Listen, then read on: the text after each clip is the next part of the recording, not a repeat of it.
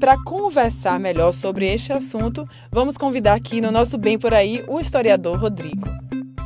A gente vai falar mais dessa vez sobre bairros litorâneos, aqui no Bloco 1, e bairros da costa de Salvador, né? E sair um pouquinho do centro histórico e aproveitar a coisa do Nordeste, o verão do Nordeste, que não tem como falar do Bem Por Aí, não falar da Bahia, falar de Salvador e sem falar do verão. Desse litoral todo que atrai tanta gente para o verão daqui, né, Samira? Mas assim, olha, a gente saiu do centro histórico, mas a gente não perdeu a linha histórica desse lugar aqui, né? Porque essa região aqui de Estela Maris, historicamente, é uma região também que tem relação com Salvador. Sim. Porque imagine que isso aqui era a última parte de oceano aberto, de mar aberto, antes dos navios que chegavam adentrando a Baía de Todos os Santos, né? E historicamente também importante, porque aqui também foi a cabeça de ocupação de toda a antiga capitania da Bahia. Porque se a gente for lembrar da fundação de Salvador, com Tomé de Souza, né, existia Garcia Dávila, né, que foi um grande pecuarista baiano e que a partir de 1550 ganhou isso aqui como Sesmaria de Tomé de Souza. Né? Então ele conseguiu autorização para que desde Salvador, então ele viesse ali acompanhando Rio Vermelho, Amaralina, que hoje é Apituba, chegasse aqui até as imediações de Itapuã, depois Estela Maris, e fosse adentrando, formando currais para gado e conquistando terra ao gentil, os índios naquela época, né? É uma região de povoamento tupi, tupinambá, né? Esses índios pouco a pouco, à medida que esses fazendeiros, esses sesmeiros iam ganhando a terra, esses índios também iam fugindo para o interior. Então você imagine que Garcia Dávila sai dessa região daqui e chega até os sertões do Piauí, montando o chamado morgado da Casa da Torre, cujo exemplo principal está aqui mais adiante, região de Praia do Forte, que é a antiga Torre de Tatuapara, o castelo de Garcia Dávila, como a gente chama hoje em dia. Onde começou toda a colonização. Exato, exato. A partir daqui, então se ocupa, porque você vai fazendo fazendas de gado, vai fazendo currais de gado, você precisa trazer pessoas para cuidar do gado. Né?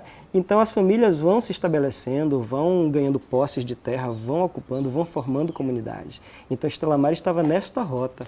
Para que entenda, para que se entenda, né? Isso que eram fazendas, né? Que foram loteadas, a dimensão que se tinha dessas terras. Exatamente. Jamais se imaginaria. E eram grandes, se tornaram vias de mercadorias mais lá no centro, né? Devido também à parte geográfica de Salvador também. A ocupação que a gente entende hoje dessa região daqui é muito recente, é de 50 anos para cá, né?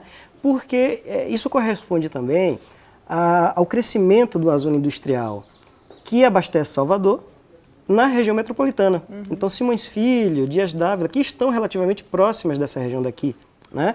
Então, aí algumas povoações aqui próximas não fazem parte do que hoje é Estela Maris, mas estão limítrofes hoje, como a antiga Santo Amaro de Pitanga, que hoje é Lauro de Freitas, né? Que começa de uma missão jesuítica protegida pelo Garcia Dávila, né?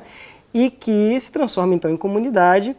É um ponto de apoio para quem sai, ou quem saía da antiga Salvador, para ganhar os sertões pelo litoral. Né? Então essa região aqui se desenvolve assim. A partir dos anos 1960, por conta dessa facilidade de novas rotas, de quem saía de Salvador para trabalhar nas indústrias da região metropolitana, do polo petroquímico, por exemplo, essas pessoas vão percebendo o potencial, né, de ter casas de veraneio aqui, né, as pessoas que praticavam esportes náuticos. Então, aí as pessoas começam a ser atraídas e os loteamentos começam a aparecer aqui na região de Estela Maris. Ou seja, essa região aqui de Estela Maris, pela proximidade, como a gente falou, novas vias urbanas sendo construídas e o transporte, né? Sim. Daí veio das partes de veraneio, se torna grandes urbanas, né? Como agora as pessoas hoje em dia moram aqui. Moram aqui e assim, tendo uma cara, né, de uma coisa interiorana. Parece que a gente não está realmente em Salvador, nessa região, mas aqui é Salvador, né? E já bem urbanizado e com toda a infraestrutura que as pessoas precisam para viver bem, tanto que os condomínios aqui têm um padrão, inclusive, mais elevado. Então, isso se torna uma região de ocupação importante e hoje polo turístico também da cidade, né? As pessoas vêm para cá, os hotéis, os resorts vêm para cá, para essa região, porque aqui também começa o litoral norte de Salvador. É uma das praias, Estela Maris, Praia do Flamengo, é atualmente uma das praias mais visitadas. Pra gente agora, século XXI, não somos tão distantes pela proximidade, a parte jovens frequentam bastante aqui, a parte de surf, como você falou, esporte, mas tem todo o conteúdo histórico, não é tão denso porque não foi tão urbanizado em séculos passados, Exato. mas no decorrer que veio a urbanização para cá depois de algumas vias, não é isso? Exato. Se a gente perguntar para os nossos avós, né, que viviam em Salvador, eles vão dizer, não, a gente ia para a região de Estela Maris, era o dia inteiro, né, para chegar aqui de carro era uma dificuldade, para voltar para Salvador era uma dificuldade, as pessoas iam acampar, existem campings aqui ainda nessa região até hoje, né, porque era região de veraneio, de veraneio. Então, quando você começa a abrir rotas, estradas, pavimentar, então aí se torna mais atrativa para a especulação imobiliária, para as pessoas que têm essa facilidade de acesso, então aí a região se adensa, né? A ocupação aumenta. Como a gente vai ver aí, falando das dunas, por exemplo, que é um grande parque ecológico e que abre visitação. A gente falou de turismo, são 6 milhões de metros quadrados que pessoas estão aí abertas e muitas pessoas não conhecem para a visitação. E fica nesse entorno de Estela Maris e Praia do Flamengo. Exato. O Parque das Dunas, ele inclusive é um exemplo muito claro hoje de como foi rápida essa ocupação territorial pelas pessoas, né? Esses vilages, esses condomínios que se abrem aqui. E necessário, porque ele é um respiro nesse entorno, né? Então a região de preservação agora, mas quando você olha para o mapa, uma vista aérea dessa região, ele está engolido pela urbis, né? Então a cidade cercou esse Parque das Dunas, então ele é um respiro para a cidade hoje. Como você falou de respiro, para que se entre, muita gente não tem noção do valor que se tem a preservação disso. E a gente tenta aqui no Bem Por Aí cada vez mais falar não só de história, mas de preservação, turismo. E claro, falando de turismo, a gente vai falar de economia também. E a economia é bastante assim, necessária, é o que abastece Salvador, principalmente na época de verão. Salvador é uma cidade de serviço. É muito interessante a gente tocar nesse ponto, porque isso é uma coisa que para mim é um grande mistério, né? Porque outras cidades do mundo que sobrevivem oferecendo serviços, sobretudo serviços turísticos, né?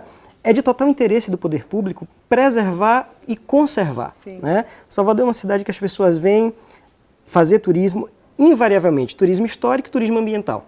Né? Então, a gente precisa ter políticas públicas mais efetivas para conservação, para preservação ambiental, para conservação, para preservação dos aspectos históricos da cidade, porque é disso que a cidade vive, é por isso que a cidade é conhecida.